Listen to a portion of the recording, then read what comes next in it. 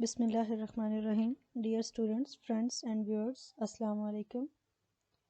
In today's video, I am going to illustrate Vienna Convention on Diplomatic Relations 1961. Vienna is a capital of Austria, and Austria is a European country. یہ جو convention sign ہوا تھا diplomatic relations کے حوالے سے، یہ Vienna کے اندر sign ہوا، اور اسی ویانا سٹی کی مناسبت سے اس کنونشن کا نام ویانا کنونشن رکھا گیا۔ ویانا ایک ایسا سٹی ہے جس کو سٹی آف ٹریٹیز بھی کہا جاتا ہے، کیونکہ یہاں پر ڈیفرنٹ پولیٹیکل اور اکنامک ٹریٹیز سائن ہوئیں۔ Vienna Convention on Diplomatic Relations was signed at Vienna on 14th April 1961 and became effective since 24th April 1964. 22 countries نے اس کو ریٹیفائی کر دیا اب فرام دیئر ڈومیسٹک پارلیمنٹس، اور 22 countries کی ریٹیفیکیشن سے، کیونکہ اٹ واز دا کنڈیشن کہ ایٹ لیسٹ 22 countries جب اس کو ریٹیفائی کر دیں گی تو since that that it would become effective. So اس کی جو سائننگ سیرمنی ہے وہ 14th اپریل 1961 کو ہے، اور جس ڈیٹ سے یہ ٹریٹی افیکٹو ہوئی، جس ڈیٹ سے اس ٹریٹی پر عمل درآمد کرنا شروع کیا گیا، that is 24th April 1964. It is said that it is a milestone in the history of international relations. اور اس سے ایک مائل سٹون کیوں کہا جاتا ہے؟ کیونکہ اسٹیٹس کے درمیان جو بائیلیٹرل ریلیشنز ہیں، وہ بائیلیٹرل ریلیشنز ڈپلومیٹک مشنز کے ذریعے سے اسٹیبلش کیے جاتے ہیں۔ اگر دو اسٹیٹس کے درمیان ڈپلومیٹک مشن اسٹیبلش ہے، اٹ مینس کہ ان کے درمیان اگر ایک امبیسی موجود ہے جو کہ ایک فارمل فورم ہے جس کے ذریعے سے اسٹیٹس اپنے ریلیشنز کو چینلائز کرتی ہیں۔ لیٹس ٹاک اباؤٹ کہ ویانا کنونشن تھا کیا، اس کنونشن کا میجر تھیم کیا تھا۔ You can say that it is an international treaty. It was not a bilateral treaty because bilateral treaty is a treaty between the two sovereign states or two entities. One can be a sovereign state and the other can be an international organization.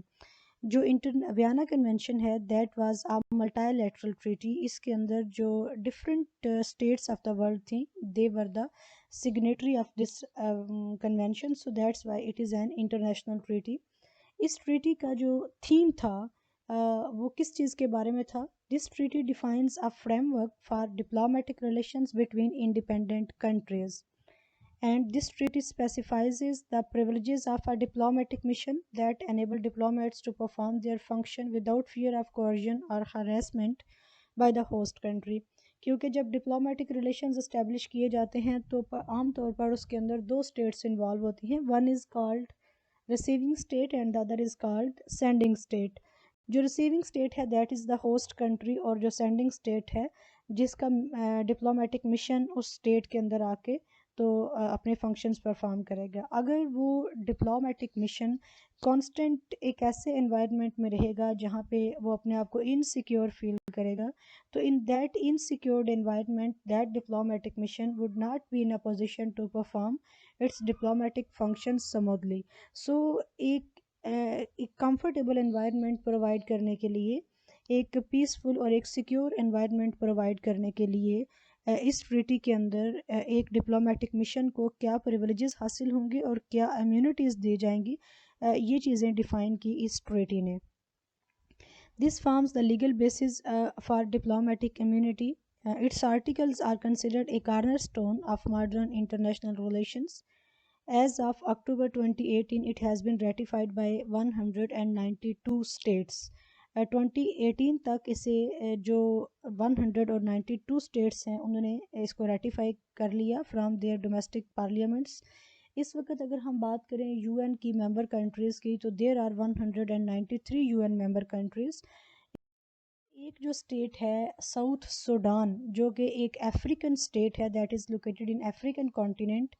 South Sudan نے 2011 میں U N کو join کیا تھا as 193rd member state, لیکن South Sudan نے ابھی تک اس ویانا کنونشن کو ریٹیفائی نہیں کیا from its domestic parliament. This treaty is an extensive document and it contains 53 articles. Total articles जो इस treaty के अंदर हैं they are 53.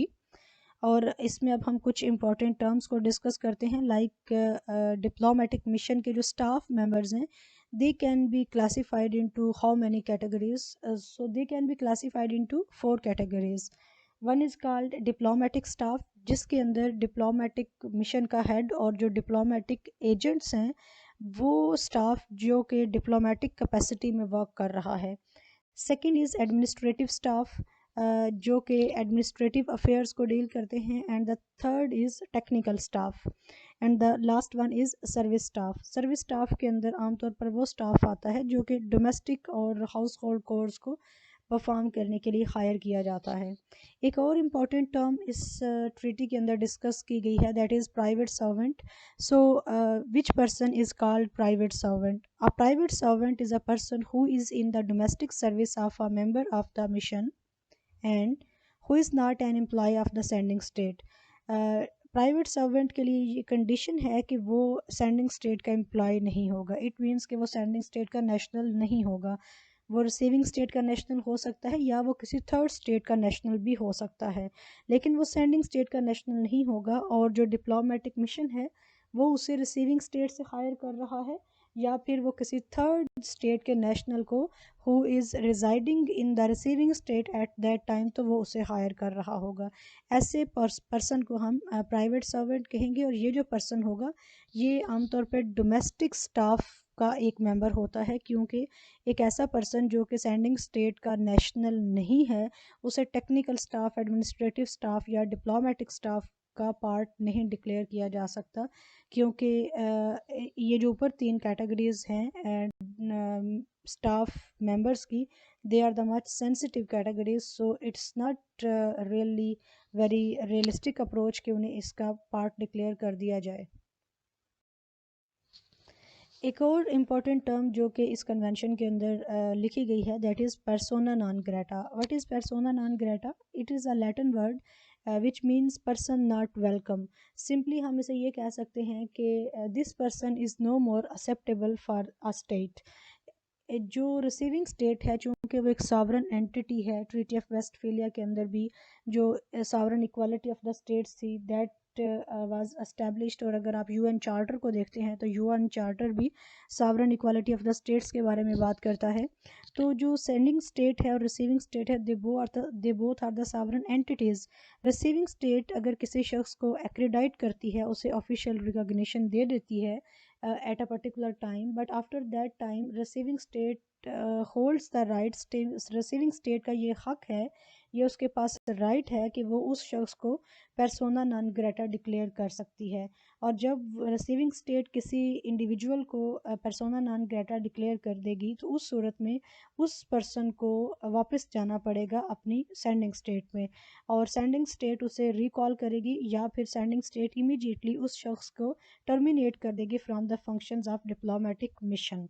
रिसीविंग स्टेट ने उसे पर्सोना नॉन ग्रेटा क्यों डिक्लेयर किया है, ऑन विच ग्राउंड्स, इस चीज़ को एक्सप्लेन करना रिसीविंग स्टेट के लिए ज़रूरी नहीं है because receiving state is a sovereign political entity.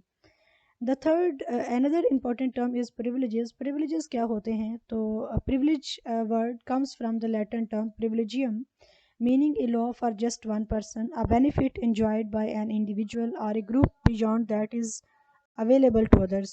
यानी privileges से मुराद वो benefits हैं जो कि एक particular person को दिए जा रहे हैं due to holding that particular position. और वो privileges उस पीरियड के अंदर रहने वाले, उस रीजन के अंदर रहने वाले जो बाकी लोग हैं उनको नहीं दिए जा रहे. यानी आप ये कह सकते हैं कि ये कुछ स्पेशल बेनिफिट्स हैं जो कि सिर्फ और सिर्फ उसी पर्सन को दिए जा रहे हैं जो उस पोस्ट पे इंस्टॉल किया गया है. इम्यूनिटीज़, प्रोटेक्शन और exemption from something specially from an obligation और पेनल्टी. यानी आप ये कह लें कि वो इम्यूनिटीज़ वो एग्जेम्पशंस हैं, लॉ से एग्जेम्प्ट हो सकता है, वो टैक्स से एग्जेम्प्ट हो सकता है जो कि बाकी लोगों के लिए एप्लीकेबल हैं लेकिन उस पर्टिकुलर क्लास के लिए वो एप्लीकेबल नहीं हैं because they are the office holder of a particular office. اس طرح سے جو ڈپلومیٹس ہیں وہ سرٹن پریولیجز اور امیونٹیز انجوائے کرتے ہیں، حالانکہ وہ سارے لاز جو باقی لوگ ہیں ان کے اوپر اپلائی ہوتے ہیں، لیکن وہ لاز ڈپلومیٹس کے اوپر اپلائی نہیں ہوتے۔ another term is charge d'affaires ad interim. Charge d'affaires ad interim ہم اس پرسن کو کہیں گے جو کہ acting head of the mission کے طور پہ کام کر رہا ہے، کیونکہ جو permanent head of the mission ہے، if he is not able to perform his duties due to any reason, تو وہ شخص جو کہ اس کیپیسٹی میں کام کرے گا لیکن وہ ایک پرماننٹ ہیڈ نہیں ہوگا، وہ ایک ٹیمپریری ہیڈ ہوگا، وہ ایک پروویژنل ہیڈ ہوگا، تو اس کو charge d'affaires ad interim کہیں۔ Next is nuncio. ننسیو کون ہوتا ہے؟ Nuncio a permanent diplomatic representative of the pope at a foreign country. یہ بالکل اس کا جو رینک ہوتا ہے that is equivalent to ambassador, اور یہ ہائی رینکڈ ڈپلومیٹ ہے، لیکن ڈفرینس کیا ہے کہ جو ہولی سی کا ریپریزنٹیٹیو ہوگا اس کے لیے جو ٹرم یوز کی جائے گی وہ ننسیو کی ٹرم یوز کی جائے گی۔ سمپلی وی کین سے کہ this is only the difference of nomenclature. And next is accreditation. Accreditation کیا ہے؟ a process to formally recognize someone as having a particular status or being qualified to perform a particular activity، یعنی official recognition کو ہم accreditation کہیں گے۔ جب بھی کوئی ڈپلومیٹک مشن کسی ریسیونگ اسٹیٹ کی طرف بھیجا جاتا ہے تو ان کے کریڈینشیلز پہلے بھیجے جاتے ہیں تاکہ ریسیونگ اسٹیٹ ان کو آفیشیلی ریکگنائز کرے، ان کو آفیشیلی اپروو کرے، اور یہ پروسیس ایکریڈیٹیشن پروسیس کہلاتا ہے۔ نیکسٹ میں نے ایک میپ آپ لوگوں کے ساتھ شیئر کیا ہے، یہ ورلڈ میپ ہے۔ اس میں آپ دیکھیں کہ آپ کو افریقن کانٹیننٹ کے اندر ایک چھوٹا سا کنٹری نظر آ رہا ہے جس کا ایریا سارا ریڈ ہے، اور ریڈ ایریا یہ شو کر رہا ہے کہ یہ جو کنٹری ہے اس نے ابھی تک Vienna convention on diplomatic relations 1961 کو ابھی تک ریٹیفائی نہیں کیا، اور یہ کنٹری کون سا ہے؟ It is south Sudan. جیسے پہلے میں نے آپ کو بتایا کہ یہ 193rd کنٹری ہے جو 2011 میں UN کا ممبر اسٹیٹ اس نے ممبرشپ حاصل کی، but still this country south Sudan has not ratified the treaty from its domestic parliament.